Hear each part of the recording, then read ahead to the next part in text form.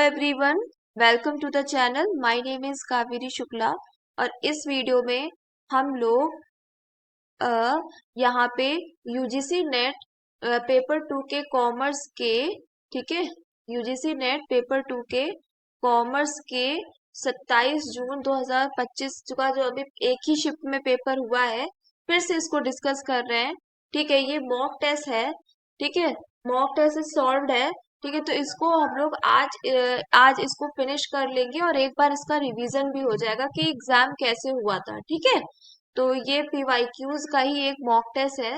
ठीक है, तो ऐसे ही मेरे पास जितने भी मॉक टेस्ट होंगे उसको भी इस चैनल पे अपलोड करेंगे और डिस्कस करेंगे। ठीक है, ताकि इम्पोर्टेंट क्वेश्चन जो भी है डिस्कस हो जाए। ठीक है, तो लेट्स स्टार्ट। अगर आपको हमारी वीडियोस अच्छी लग रही हो तो प्लीज वीडियो को लाइक कर दीजिएगा, चैनल को सब्सक्राइब कर लीजिएगा। ठीक है, और बेल आइकन हिट कर लीजिएगा ताकि कोई भी नोटिफिकेशन, कोई भी न्यू वीडियो आए तो आप जो है उस वीडियो को देख सकें, आपको नोटिफिकेशन मिल जाए। ठीक है, और आपको कोई भी प्रॉब्लम या कोई भी क्वेरी या कुछ भी क्वेश्चन पूछना है तो आप कमेंट बॉक्स में कमेंट कर सकते हो, मैं इसका रिप्लाई जरूर करूंगी। Let's start. Question number 1। ठीक है, तो यहाँ पे क्या है? Specific tariff, ad valorem tariff, compound tariff, variable tariff. ठीक है, और यहाँ पे इसकी एक्सप्लेनेशन है कि fixed percentage of the value of the commodity, fixed amount of money per unit, duty fix to bring the price of imported commodity to the level of domestic support price, combination of ad valorem and specific tariff. ठीक है, तो ये दिया गया है। तो क्या होगा इसका करेक्ट आंसर? ऑप्शंस देख लेते हैं यहाँ पे। तो ए का यहाँ पे देखिए फिक्स स्पेसिफिक टैरिफ। ठीक है, स्पेसिफिक टैरिफ जो है वो यहाँ पे सेकंड से मैच हो जाएगा कि स्पेसिफिक है ना, फिक्स्ड है, fixed amount of money per unit. Ad valorem tariff, ठीक है, बी का फर्स्ट हो जाएगा कि fixed percentage of the value of the commodity. Compound tariff जिसमें combination of ad valorem and specific tariff दोनों आ जाएगा क्योंकि कंपाउंड है। ठीक है, सी का फोर्थ हो जाएगा। और वेरिएबल टैरिफ डी का थर्ड हो जाएगा। Duty fixed to bring the price of imported commodity to the level of domestic support price. ठीक है, तो फर्स्ट क्वेश्चन नंबर 1 का करेक्ट आंसर यहाँ पे बी हो जाएगा। नेक्स्ट क्वेश्चन देख लेते हैं। Question number 2। क्वेश्चन नंबर 2 देखिए क्या दिया गया है कि which of the following is not the feature of the business environment। Business environment की यूनिट 1 का क्वेश्चन है। ठीक है, which of the following is not the feature of business environment। Complex, dynamic, multifaceted तो है, स्टैटिक थोड़ी ना है। इन्वायरमेंट तो चेंज होता रहता है ना डे बाय डे, तो ये स्टैटिक तो नहीं होगा। तो ये ही इसका करेक्ट आंसर हो जाएगा। ठीक है, अब क्वेश्चन नंबर 2 थर्ड देख लेते हैं। क्वेश्चन नंबर थर्ड में क्या दिया गया है यहाँ पे कि यहाँ पे ये फॉर्मूला दिए गए हैं और ये इसके कॉन्सेप्ट है। प्रेजेंट वैल्यू, ठीक है, present value, future value of annuity, present value of annuity. ठीक है, तो इसका इसका देख लेते हैं कि ए, देखिए यहाँ पे ए का सेकंड हो जाएगा, प्रेजेंट वैल्यू का फॉर्मूला हो जाएगा कैश फ्लो अपॉन 1+r⁴। ठीक है, और फ्यूचर वैल्यू बी का फर्स्ट हो जाएगा कैश फ्लो इंटू 1+r⁴। और फ्यूचर वैल्यू ऑफ एन्यूटी सी का यहाँ पे फोर्थ हो जाएगा फ्यूचर वैल्यू। ठीक है, तो फ्यूचर वैल्यू ऑफ एन्यूटी सी का यहाँ पे फोर्थ हो जाएगा कि आर यहाँ पे फ्यूचर वैल्यू। ठीक है, और ये प्रेजेंट वैल्यू, तो यहाँ पे ये प्रेजेंट वैल्यू फॉर्मूले के अंदर आ जाएगा। तो ये करेक्ट ऑप्शन यहाँ पे ए हो जाएगा। तो क्वेश्चन नंबर फिर फोर्थ देख लेते हैं। क्वेश्चन नंबर फोर्थ क्या क्वेश्चन है कि यहाँ पे क्या बताया गया है कि हमें आइडेंटिफाई करना है करेक्ट सीक्वेंस।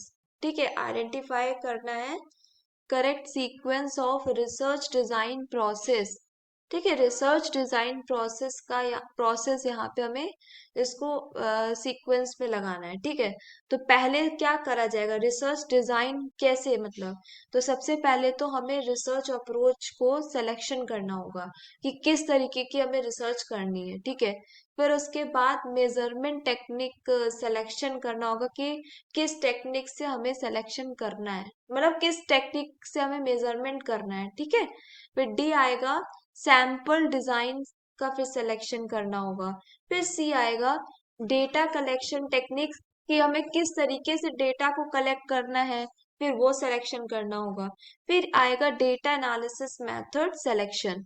ठीक है, तो रिसर्च अप्रोच सिलेक्शन करा जाएगा, फिर मेजरमेंट टेक्निक सिलेक्शन किया जाएगा, फिर सैंपल डिजाइन सिलेक्शन किया जाएगा, फिर डेटा कलेक्शन टेक्निक सिलेक्शन किया जाएगा, फिर ई डेटा एनालिसिस मेथड सिलेक्शन किया जाएगा। ठीक है, चलिए क्वेश्चन नंबर फिफ्थ देख लेते हैं। क्वेश्चन नंबर फिफ्थ क्या है कि identify the correct sequence of sample design. ठीक है, अब यहाँ पहले वो रिसर्च डिजाइन था, अब ये कैसा है, ये है यहाँ पे sample design process. Determine the sample size, select a sample technique, selection of sampling frame sir, defining target population. ठीक है, तो इसका करेक्ट आंसर क्या हो जाएगा यहाँ पे, डी।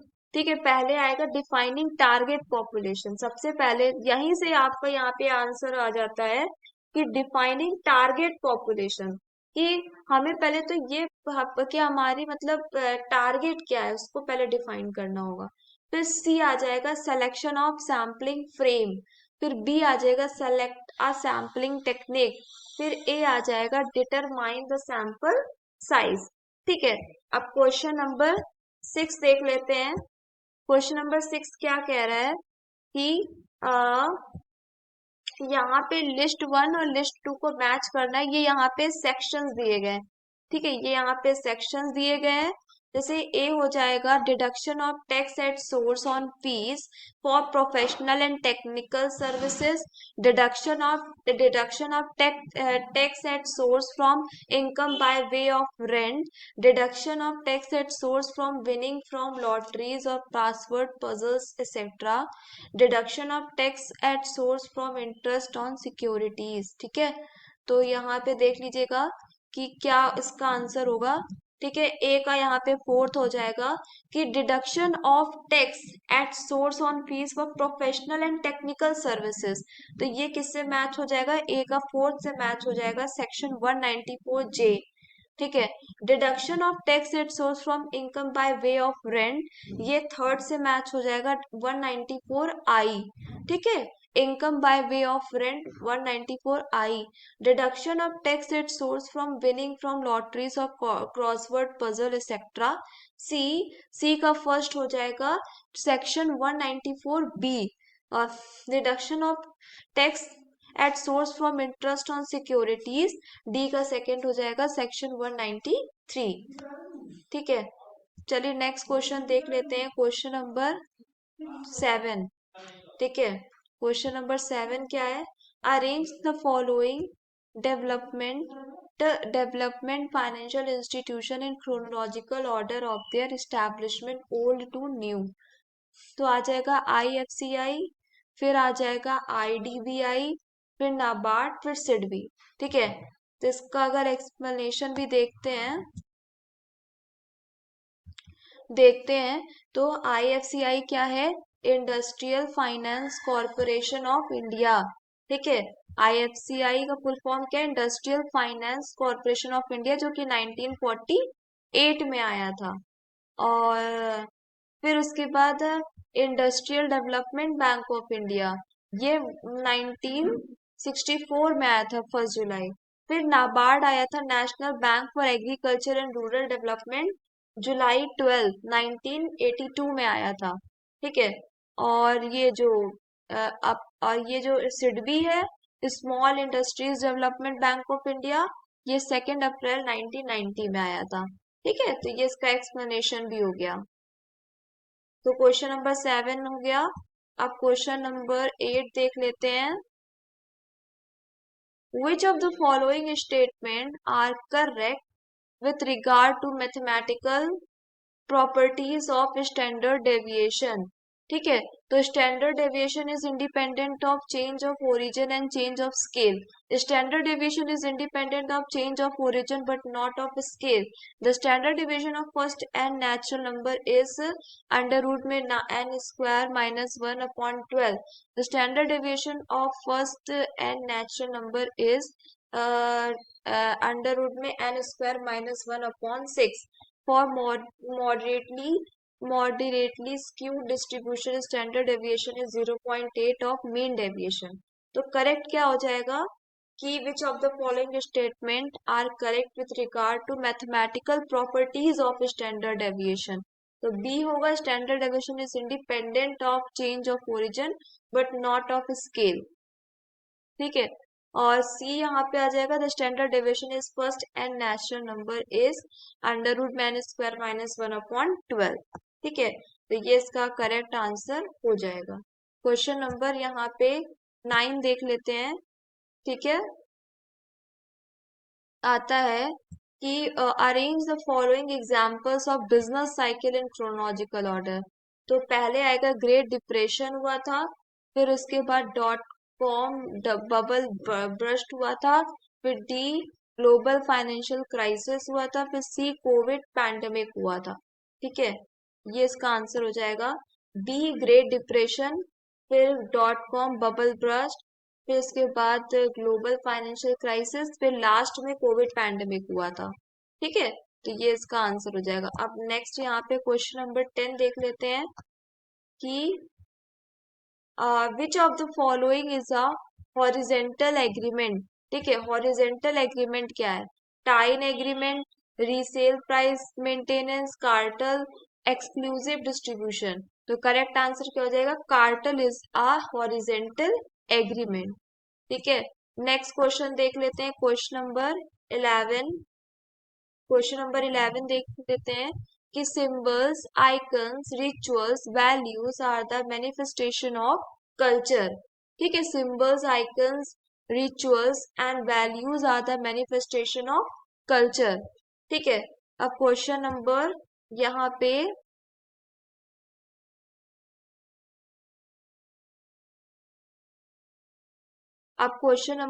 पे क्या देख लेते हैं. वेट, क्वेश्चन नंबर यहाँ पे 12 देख लेते हैं. Question number 12, what does L देखिए ये पिस्टल, ये जो है बहुत ही इंपॉर्टेंट टर्म था कि नहीं था? इस छोटा सा पॉइंट था ये, इससे देखो क्वेश्चन बन के आया. पिस्टल का जो एल है वो क्या रिप्रेजेंट, ऐसे यहाँ पे पी भी दे सकते हैं, ई भी दे सकते हैं, तो एल क्या है? लीगल है. ठीक है, तो क्वेश्चन नंबर यहाँ पे 13 देख लेते हैं. यहाँ पे ये फॉर्मूला दिया गया है, कॉन्सेप्ट दिया गया है. Karl Pearson coefficient of skewness, Bowley's coefficient of skewness, Kelly's coefficient of skewness, movement coefficient of skewness. ठीक है, तो इसके आंसर देख लेंगे. ठीक है, तो ए का यहाँ पे 4th हो जाएगा. Karl Pearson coefficient of skewness, mean minus mode upon standard deviation. ठीक है, mean minus mode upon standard deviation. Bowley's coefficient of skewness, ये बी का 3rd हो जाएगा. क्वार्टाइल है, इसमें क्वार्टाइल यूज किया गया है. Quartile 3 plus quartile 1 minus 2 into median upon quartile 3 minus quartile 1. Keyless coefficient of skewness. ठीक है, सी का यहाँ पे 2nd हो जाएगा कि P90 plus P10 minus 2 into median upon P90 minus P10.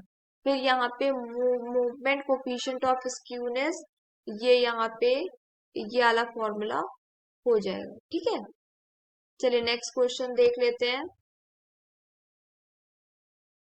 ये क्वेश्चन नंबर 13 था. क्वेश्चन नंबर 14 देख लेते हैं. चलिए ठीक है, दैट्स इट इन इस वीडियो में अभी इतना. ठीक है, अभी नेक्स्ट वीडियो में दूसरे आगे के क्वेश्चंस को अपलोड करते हैं. ठीक है, थैंक यू.